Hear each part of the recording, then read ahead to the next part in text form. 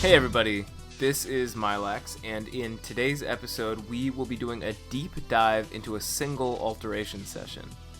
Back in April, I sat in and observed a full session with a merchant who specializes in custom tattoos and feature alterations.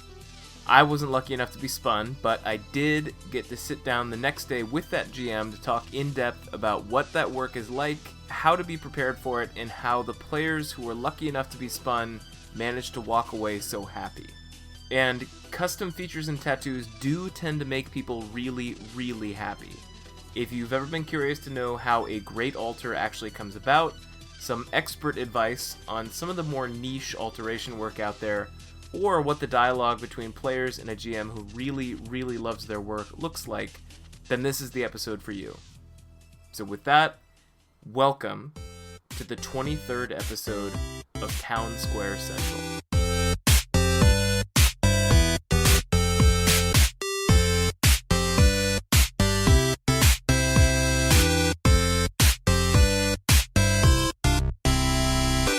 Joining us on Town Square Central again today is GM Quilic, who is back with us to talk about some fun tattoo and feature alter work. So Quilic, thank you for joining us on TSC again. I'm happy to be back. And we are going to talk today about one of my favorite merchants in the game, which is Hepit. And Hepit, I'll let you explain the name, and it's a punny nature in a second, but Hepit does specifically tattoos and occasionally feature alter work. And we're going to be talking in particular about one session that you just recently did in, well, I guess we were in Firefly Villa, right? That's your sort of spot. Yeah, in the Merchant Lounge of Firefly Villa. Yeah. Mainly because, Hepit does have a wagon, but, it's a little hard to get a wagon through a transporter. So yeah, you got to really shrink it down. So I want you to talk about how you, as the GM, got into the tattoo and feature alter biz, because Hepit is pretty legendary for the high quality work that she does and that you do with her. So I want you to talk about how you got into that and how you got good at it, and then also how Hepit as a character sort of came to be, because she has a pretty interesting roleplay approach that makes it fun for everyone who's there. Well, thank you for the wildly overblown praise. I appreciate it. So I take a half step back. In real life, I'm somewhat of a tattoo aficionado. I don't have anything wild as far as massive images or anything like that, but I've got a few, and I really enjoy them. I like them as an art form, and so my character in Gemstone had a few tattoos that I got from various tattoo merchants. And so I told you in a previous podcast that I met my wife in game, and my wife has played off and on pretty much for as long as I have. And she and I actually went to a tattoo session that was given and with our characters, and got a pair of the most amazing tattoos I had seen in game. The merchant just killed it, and I was blown away. I was like, that's really spectacular work. And that sort of got me hunting down tattoo artists, in game. It was like, oh wow, when I saw how well that came together, I was like, well, man, this is awesome. So I would hunt down tattoo merchants whenever I could. And this is all as a player. I managed to connect with probably 5 or 6 of the, I guess, more well-known tattoo merchants over the years, and got some really, in my mind, impressive pieces on my characters. So it was always kind of I don't know if hobby is the right word, but I've appreciated them quite a bit from my player days. So when I got brought on as a GM, that was one of the things I was very interested in learning how to do. It's different from a regular alteration as far as getting permissions to do them and things like that. So, but that was still one of the things that I tracked down pretty early on, because it was something that I wanted to offer. Just because I'm a big fan, and again, I like we've talked about before, I'm a big fan of trying to bring experiences to players that really made an impact on me as a player. So like I had that impact of that first tattoo that I got. just being blown away by it, and just I loved it. I showed it off to everybody. I would interact with it as like showing it off and things like that at every turn. It really made a big impact on me. So if I can give that experience to somebody else, then I'm just sort of paying that forward in a certain way, and that's something that I really wanted to be able to do. Well, and I will say to your credit, whether you want to accept it or not, at every single Hepit session that I've been to, as people, like after spinning is over and whatever, everyone in the room is just sitting there like oh, I've got one, and like showing off all the ones that they've got to each other as little like collector's items. So I think that you have succeeded with that to at least some extent. Well, I'm very glad. Yeah. So anyway, you wanted to help other people experience that sort of like rush of excitement about getting that work done. Sure. And but it's interesting because when I was going to do my very first tattoo session, there was another GM who was doing tattoos not super frequently, but a few times a month, or I'm sorry, a few times a year, every few months. And I very sheepishly approached them and was like, "Hey, could I tag along when you do your next session, just to see, kind of how it works, and that kind of sort of do a ride along?" And they were very gracious and said, "Absolutely, not a problem." And so I did, and I sat there and I didn't say a word. I kind of watched. And then that GM after the fact was like, "So what did you think?" and that kind of thing. And then they asked me, well, started, I guess, like pop quizzing me, if you will, started giving me, well, okay, this person asked for this. What would you have done? What would you have put together for them? So I'm just like, because I was still very wet behind the ears. I wanted to impress everybody from the GM side of things. I didn't want to step on any toes. And I was like, right. You didn't want to be seen as like questioning the choices they'd made, right? Right. So it's like, well, okay. So, and I just I extemporaneously was like, well, I might have done this. And they were like, that would have been great. Yeah. I'm like, oh, okay. So that would be okay. And then we got into a little bit of a Q&A as to, what's, there's an approach you have to take when you're doing tattoos as far as in your designs and things like that. And so we kind of did some back and forth, and they were really fantastic about it. And so I went to get approval to run my own session, and I got it, no problem. Largely because of this other GM's, recommendation. They were like, this guy would probably be fine. We can let him go, and just kind of. So I needed a merchant. If you're going to do a merchanting service, you need a separate merchant, and I had the image in my head. I knew what I wanted from a stereotype's a bad word. The archetype. Like a conceptual.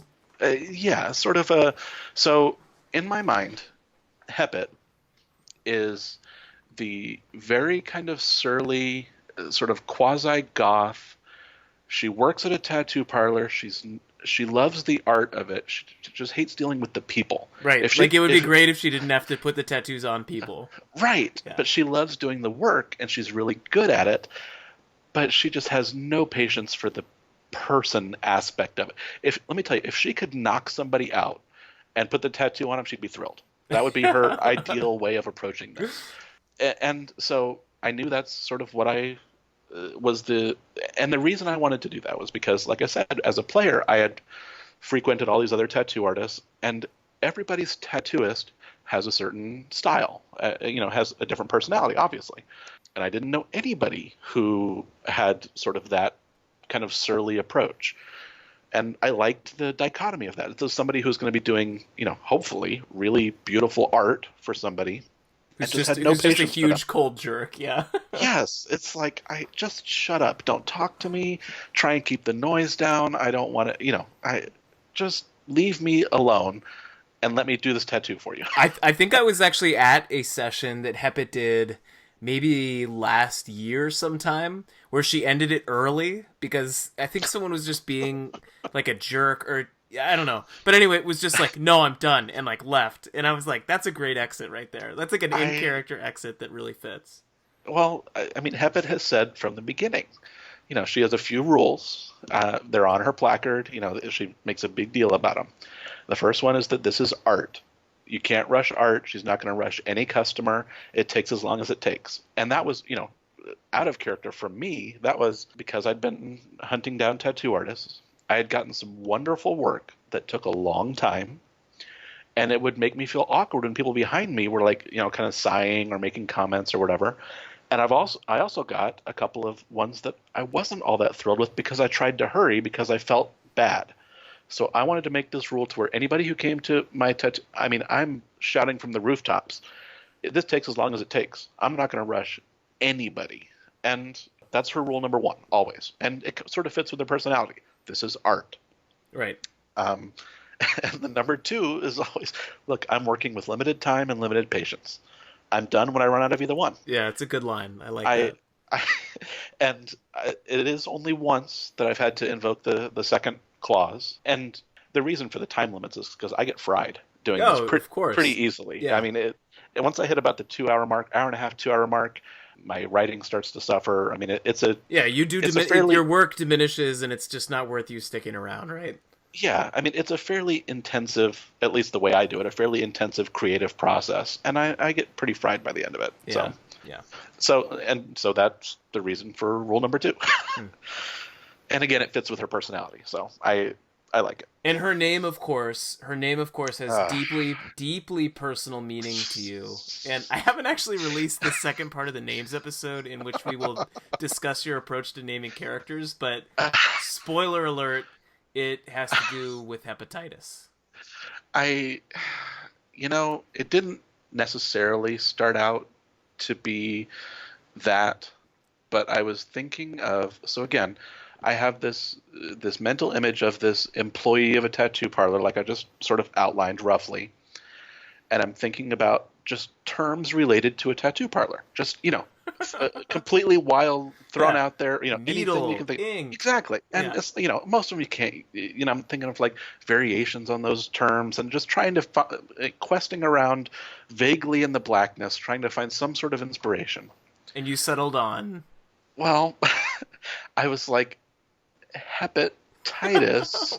I'm like, that's terrible. But Hepit isn't bad. Yeah. And most people, at least as that I've heard, have not made the connection. So, I was like, until now.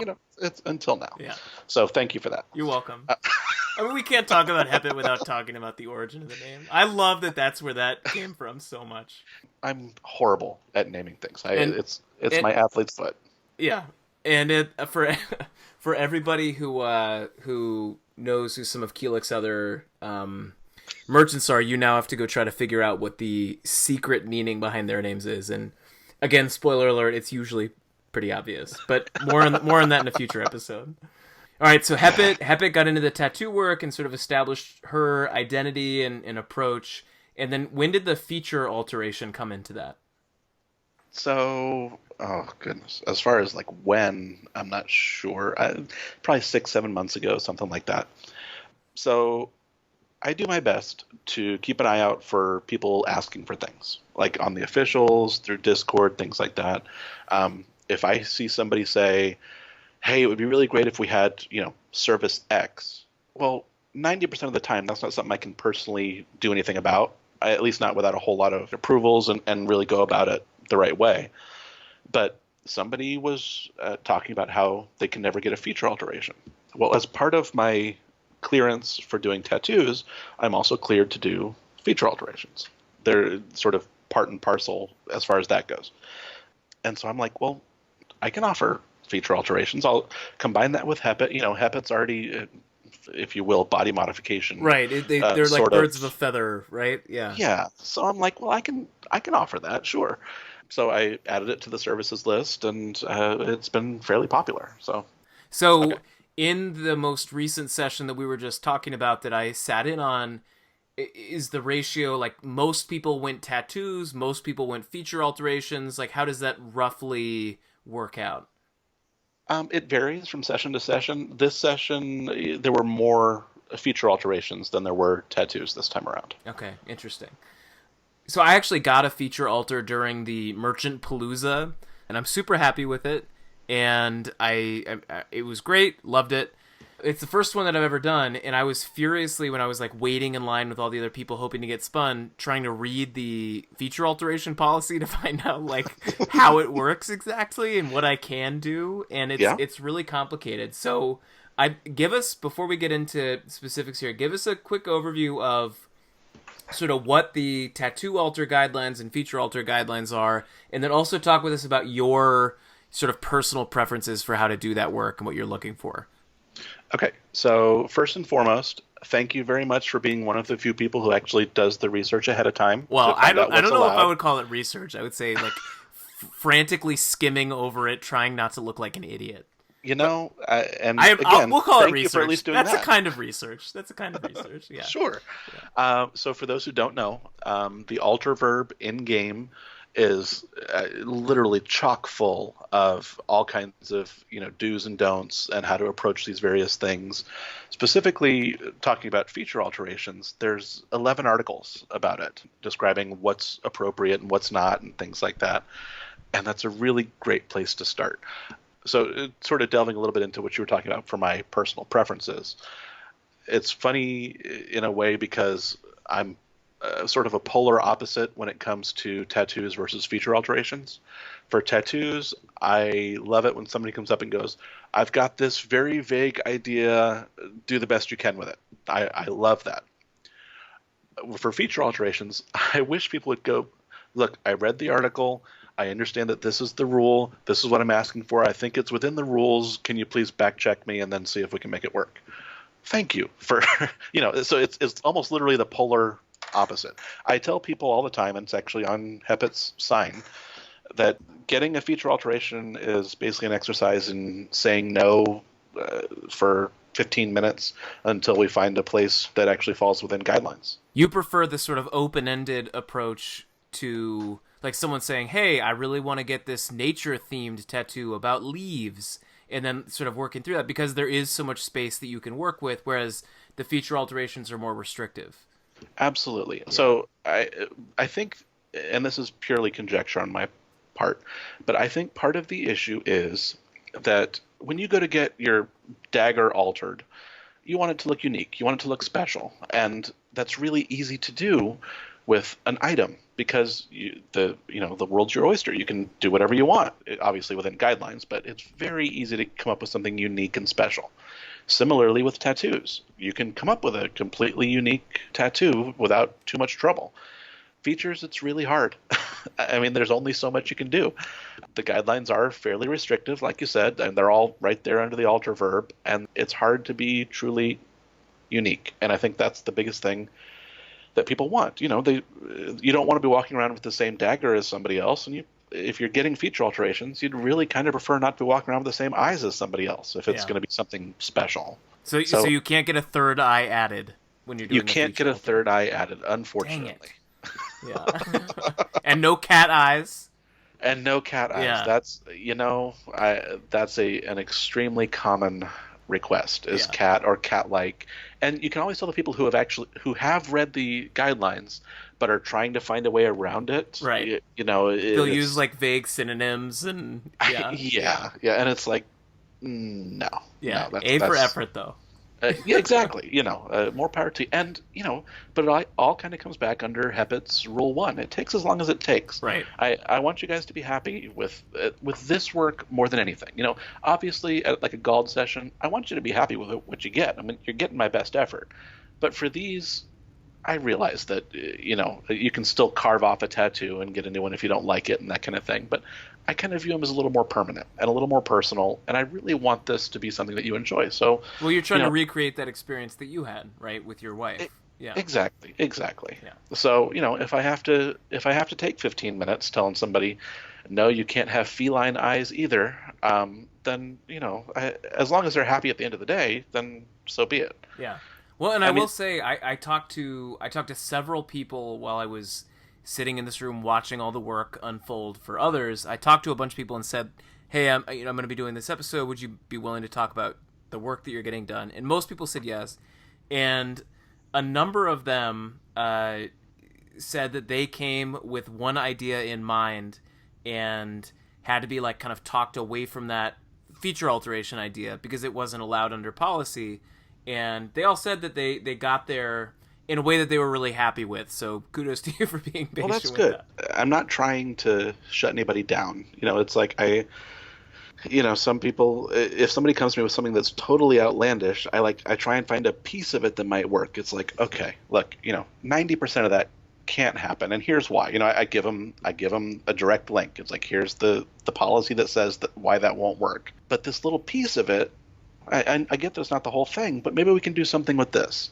And they're normally pretty receptive to that. So in the past, that's been a good approach. I do want people to go away happy. I've had a few instances where after working with somebody, back and forth for a little while, I've had them sort of, metaphorically throw up their hands and say, never mind, I'll just pass, or they'll just leave or whatever. And that stinks. That's, I don't want that experience for them or me. I'd much rather everybody come out of this happy. Yeah. Well, we're gonna try and talk through a few of these stories that I managed to get from people, and so that I can sort of share what the player told me their part of the experience was, and then what you can tell me sort of what it was like on the other side of the curtain as Oz. So the first person to get spun was Tabubu, and her player told me that she came with she wanted to create this Dinar character that she was trying to make look like a Dinar character, and she was trying to get her eyes to be made alluring or captivating, is what she told me. And yep. I don't even know the policy, and I know you can't do that. And she said that when she was talking with Hepit, that Hepit was very, very patient, and that she knew that there was a big policy problem, but that Hepit kept explaining it and giving ideas and explaining what she wasn't getting, and it really took her time to explain until she did understand why what she was asking for was a problem. And then in the end, didn't even get her eyes done at all, ended up going with getting her lips done instead. So that's what I know about that experience. What can you color in there? Well, she was absolutely right. She was asking for something that was far too subjective. Subjective is when you're doing these types of alterations or tattoos, subjective is something you got to be really careful with, because alluring to a half Krolven? Probably not. Yeah. It's like, right. So I can't give you alluring eyes because that's, what if you're missing one of them? Right. That's a thing. An alluring eye. Right. All this is outlined in the guidelines.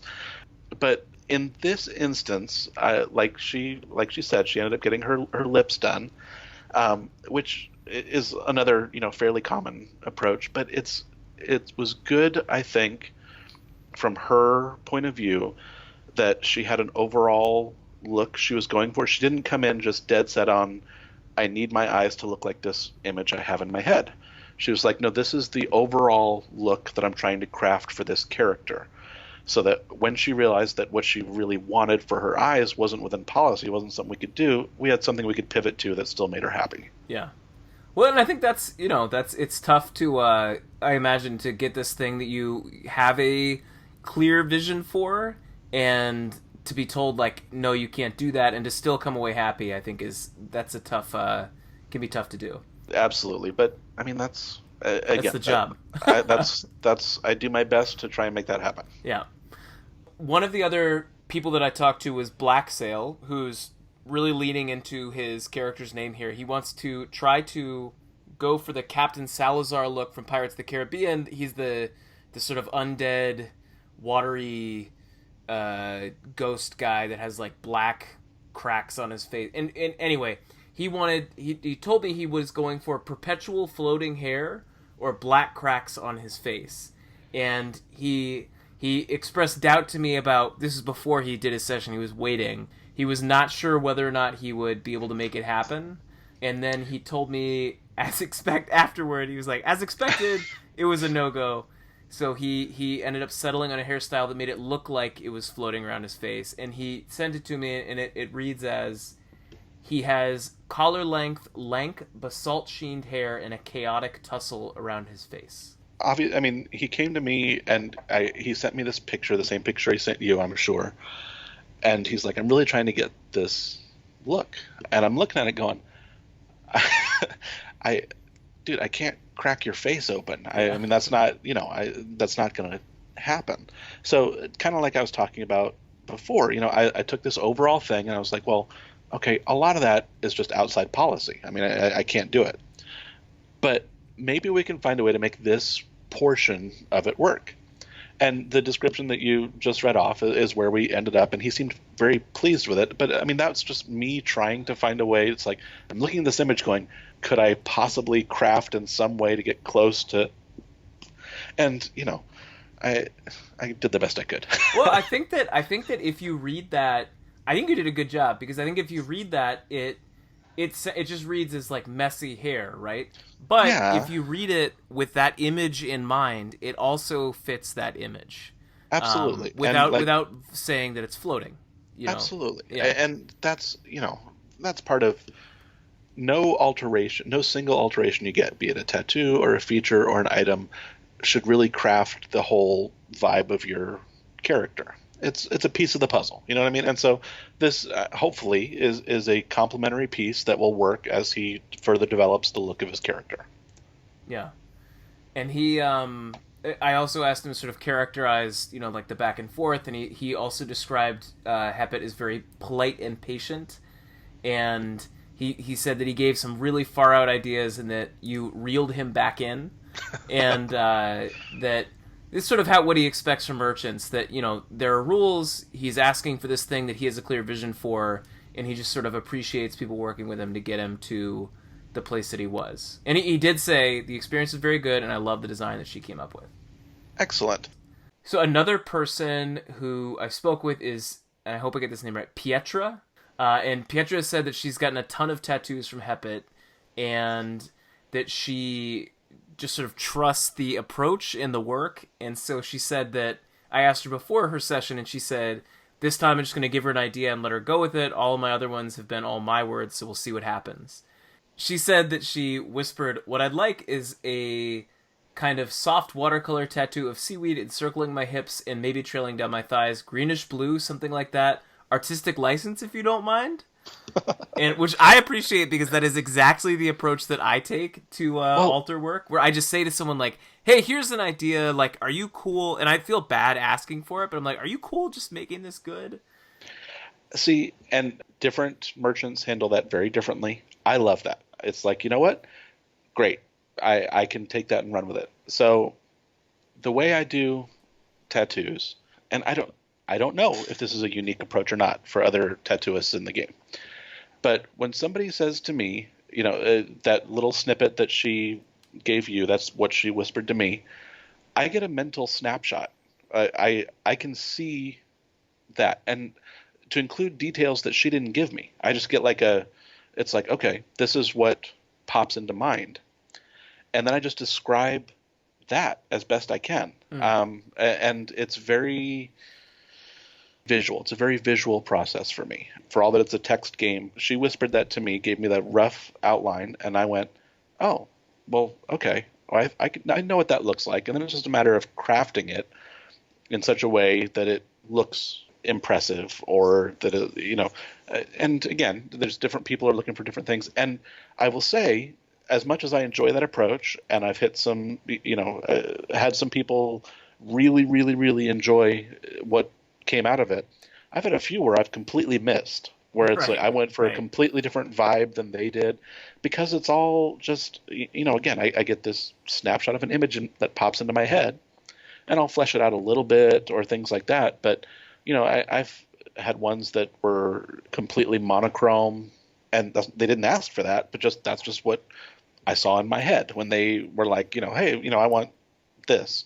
I'd be like, oh, that would look really great as sort of this sort of very stylistic monochrome, heavy blacks and grays on and I put it all together, and I'm looking at it going, that looks really great. And I show it to them, and they're like, no. Yeah, you completely missed the mark here. It's like, oh, okay. Well, you want to give me a little more information, and again, it goes back to rule one. I'm willing to work with you until we get it right, Right. and go back to the drawing board. But Well, in this case, she ended up pretty happy with it, from what I heard. yeah, well, so she ended up with some inked diaphanous seaweed in delicate pastel tones, and the show, which I just think is lovely, and I'm going to read it, is The hazy lines of this masterwork, also, hat tip to you for describing your own work as a masterwork. The hazy lines of this masterwork are clearly intentional and appear to have been achieved through minute stippling and light watercolor tones. The overall image is one of a length of diaphanous seaweed which trails across each hip bone in a gentle wave, wrapping around itself in a haphazard knot and then trailing down the outside of one thigh. The palette used leans heavily into gentle blue and greens, intermingled with pale yellows and pink streaks to give the image startling depth.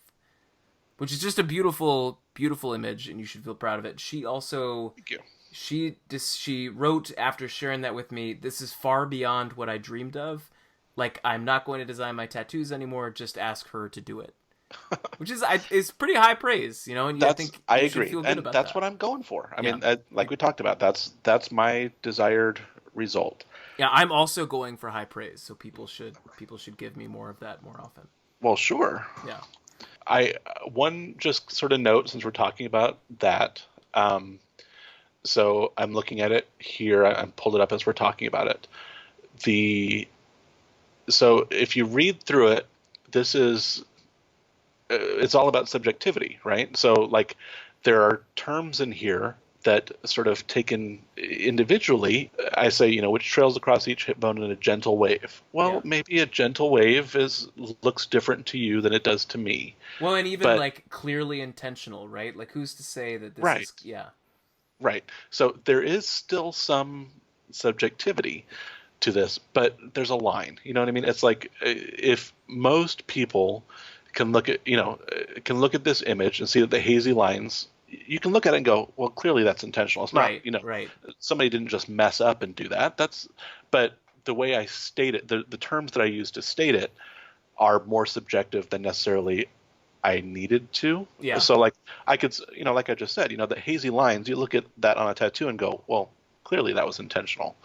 But, for me to say it that way, it sort of straddles the line a little bit, which is why I like it when people just sort of let me have free reign. They describe, this is roughly what I'm going for, because there is a little bit of towing the line that goes into it. Yeah. So another person that I spoke with was Sola, who told me that her character's personal symbol is the scorpion and wanted to get a full arm scorpion tattoo, which is badass and awesome. And if I can pause you right here, just as an anecdote, that is a very common request. People want a sleeve. Yeah. People want to get a tattoo sleeve. And in a lot of cases, that's hard to do. That's hard to manage with the actual system of tattooing. It's a hard thing to accomplish. So for people who are considering bringing somebody out to like Hepit or anybody else to get a sleeve, be aware that you're going to have to be a little flexible in order for us to get you something close. I think we did okay with this one, as we'll talk about. But that's a common request, and it's hard to manage. You have to get creative with it. Well, and so she said that she asked for, her initial ask was for an inked black scorpion extending from the pinchers at her shoulder to the stinger at her hand. And that she knew that might not be possible, and that the final design was an inked massive scorpion completely obscuring the skin on her arm. And she gave me the show, which I'll share, and she said that she loved it, and that the initial design was red and orange, and she said that she'd rather it be black because that's her character's color, and that you then adjusted the colors, and that this is what sort of she came up with. So after we share this, you can tell us sort of how you went from her original ask to what you came up with. But the show that we got here is this work of art. Again, hat tip for you, sir. This work of art is startling in both its realism and scale. Well, I'm going to pause you here, and I'm going to take I'm going to take minor issue with your needling me over this work of art. So for a lot of these, so you'll notice in a lot of these, the name of it starts out with an inked. That's intentional because that gives people the noun. So for instance, in this case, the noun is scorpion. So when she goes to show it to somebody, she says, show Milax my scorpion. That's so much cooler than show Milax my tattoo. If you've got 3 or 4 tattoos, it's like show Milax my 3rd tattoo, or or whatever. So it's very important that in the show and in the short description, it's clear that this is a tattoo. Yeah. So I have to have something right off the bat saying, look, this is not real, because the rest of it, as you'll see Right, when it we read looks like through an it, actual scorpion. right. So I got to get that Well, disclaimer out I there also upfront. I've just kind of assumed, I didn't even think about that. I've just assumed that you always did that to make it clear that it's a high quality tattoo right off the bat, right? Well, there's that aspect of it Yeah, too. I yeah. mean, that's you know. I mean, you want to look at your tattoo and think like, this is a good tattoo. Exactly. Anyway, we've got this work of art is startling both in its realism and scale. Crafted of a clever blend of black and silver hues, the glossy carapace of this magnificent creature is on full display. The wickedly sharp stinger is curled into an aggressive arc at the back of the hand, while at the other end, symmetrical razor-edged pincers lie on either side of the shoulder. Throughout, the segmented natural armor of the monstrosity is highlighted by delicate use of shadowy grays and reds, creating surprising depth. And she said, before, so you can talk about this in a second, she said, it's my second session with Hepit, and I found her, or rather her GM, is very interested in making sure the player is satisfied with what they get. The GM is an excellent writer and highly creative. It's no surprise why Hepit is so sought after. That's I know the praise makes you uncomfortable, but so tell us how you went from her original ask to where she got.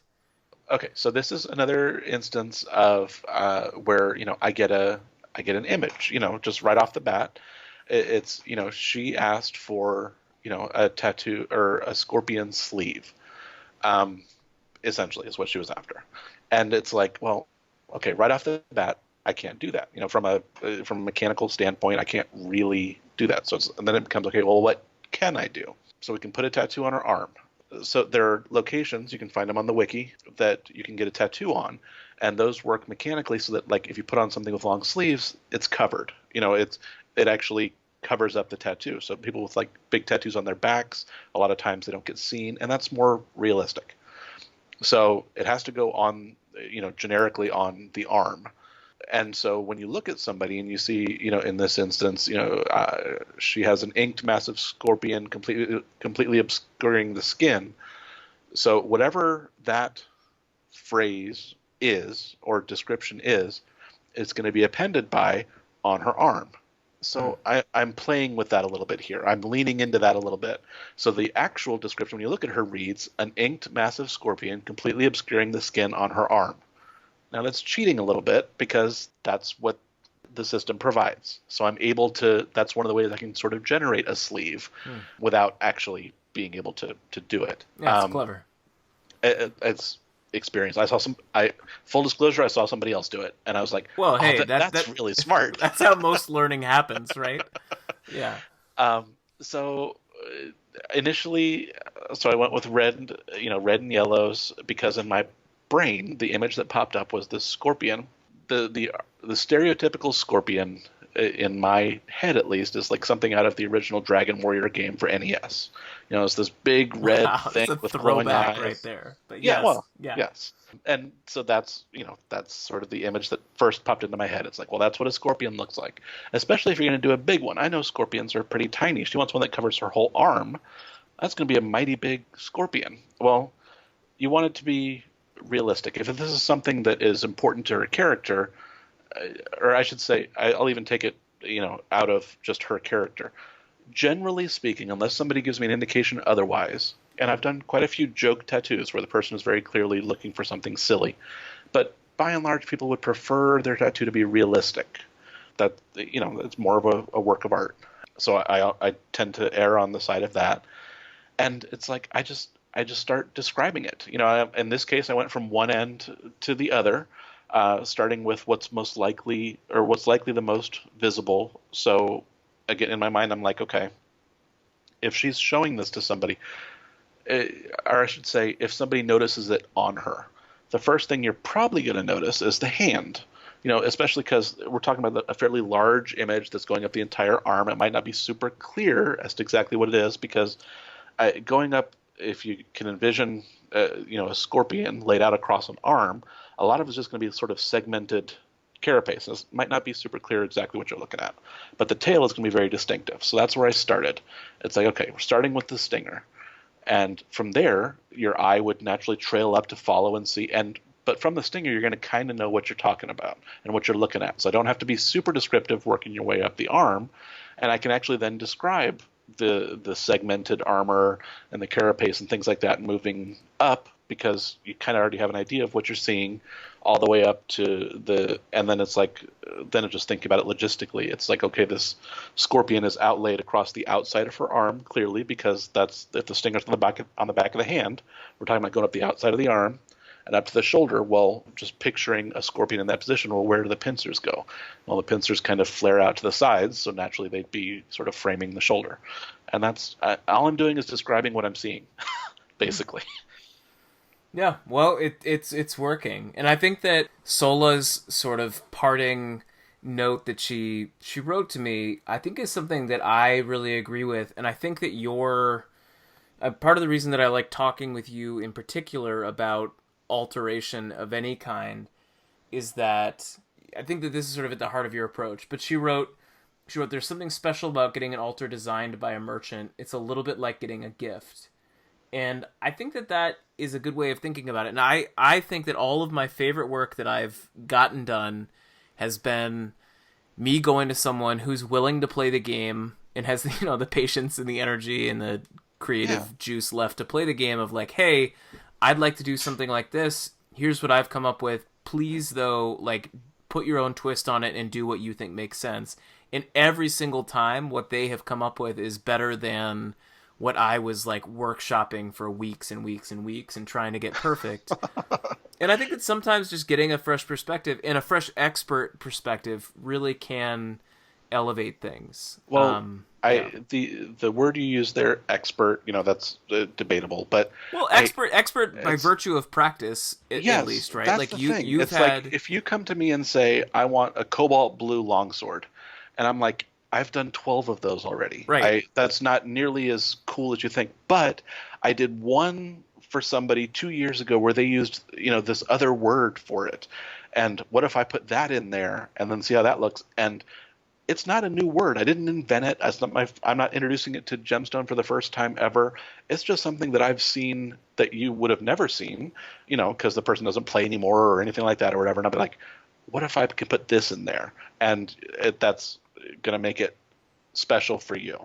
And that's a lot of what I do is, I take bits and pieces that I've seen or done for other people, and I'm like, oh, this would go good here. And I'm just sort of building my toolbox to be able to assemble things like that. Well, and I don't think that diminishes the work in any way. I mean, that's just what it is. And I think that's what any creative work or any accomplishment it all is. And there's that saying, and I don't know who said it, but it's, if I've accomplished anything, it's because I stood on the shoulders of giants, right? Sure. That anything that anybody does, and I think in particular creative work, and that's what this is, what you're doing, what anybody who's doing alterations is doing. Like, you're of course going to be building on your past experiences and things you've read and things you've seen and old NES games that you've played, like all of those things. And, like the GM who trained you or whatever, like all of those things come into play when you're doing work. Because how could they not? Absolutely. But that's what I mean by, that's why in my personal opinion, I think it's good to sort of hand it to a GM and go, look, I'd kind of like this longsword to be blue. Yeah. Can you take it from there? Because they've got a much, and I've seen it go badly the other way too, where a player will hand me something. We're getting off into regular alterations a little bit. Well, no, I can do. I've had people come to me and say, I've got my tattoo already written. I know exactly what I want, and here it is. And they send me this wall of text, and I don't mean that as a pejorative. I mean, it's just, they got it all worked out. They've clearly put a lot of effort into this. They've clearly spent a lot of time on Google looking up random synonyms for things, trying to find a way to make it really special. And I go through it, and it's like, I'm really sorry, but a lot of this can't work. And I'm very patient with them, and I explain, this is why, and this is why, and this is why. But in those cases, I'm like, if you would have just come to me with, I want a cat on my arm, then I probably could have come up with something that would have made you happier. Yeah.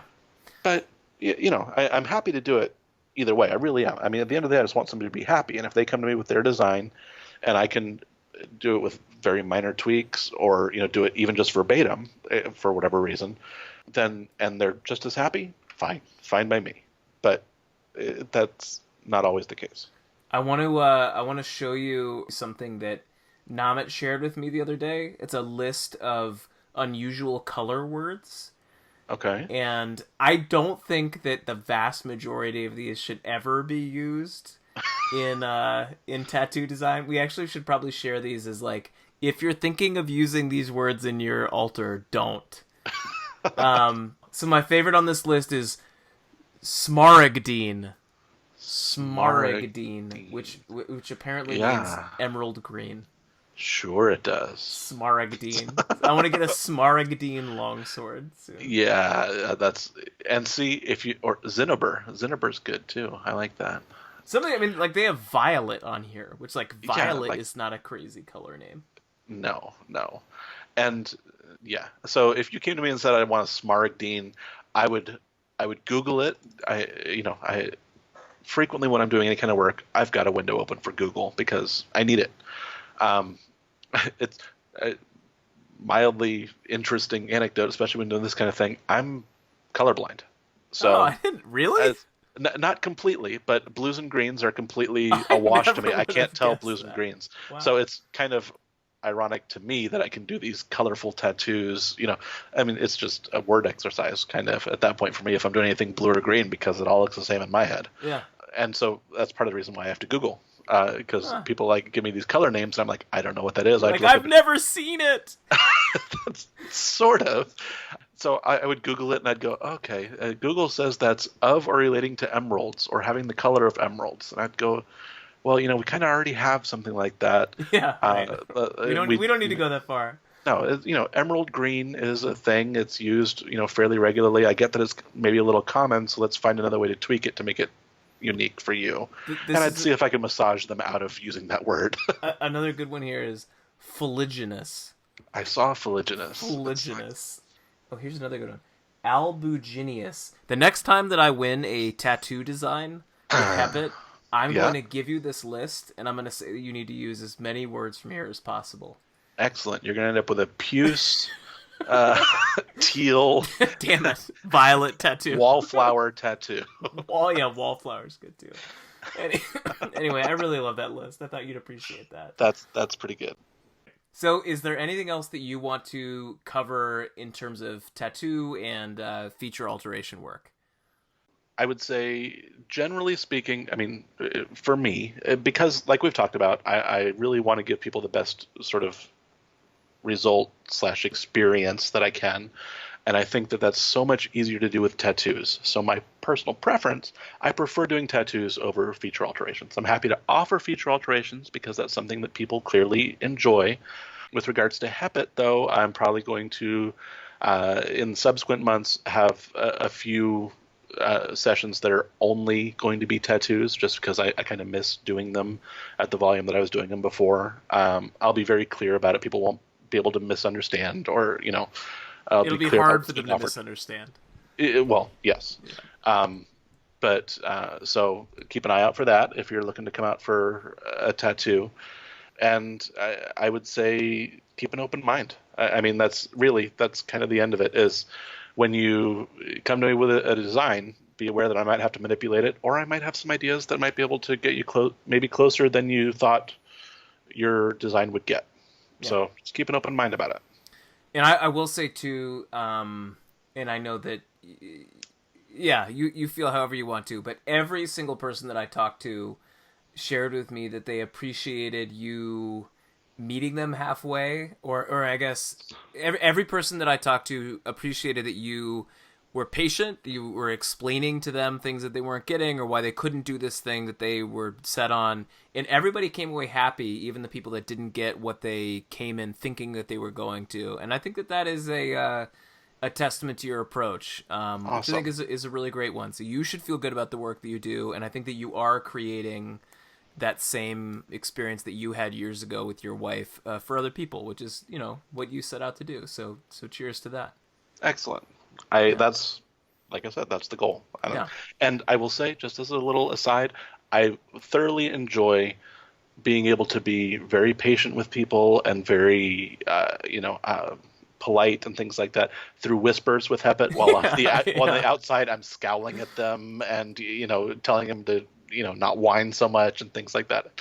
I enjoy the dichotomy of that on an ongoing basis. My favorite thing to do with Hepit while she's intently working is to find ways to like mildly annoy her and get like death stares or threats. That's my favorite thing to do.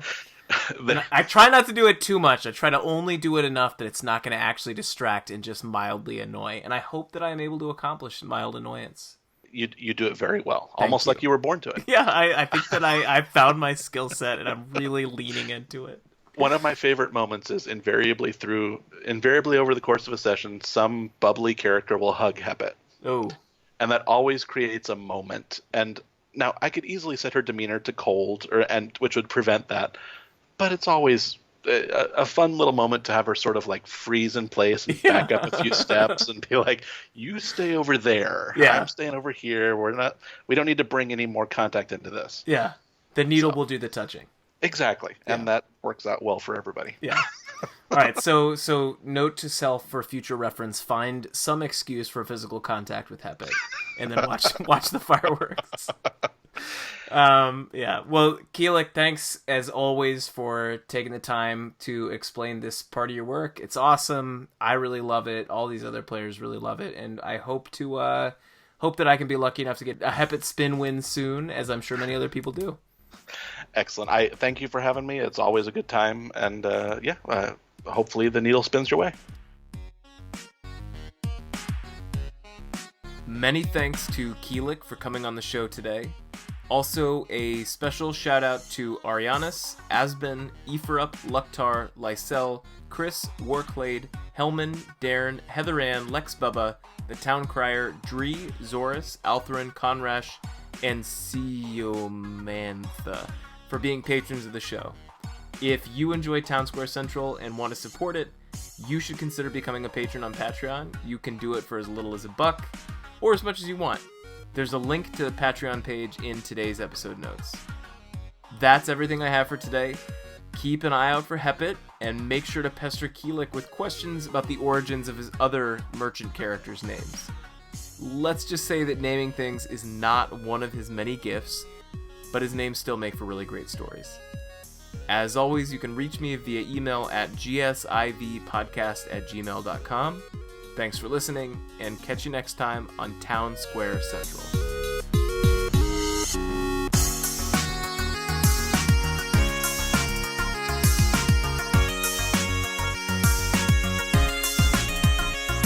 Turns to that one and is like, "You're my favorite by a lot." And I was like, that's got to be true from the like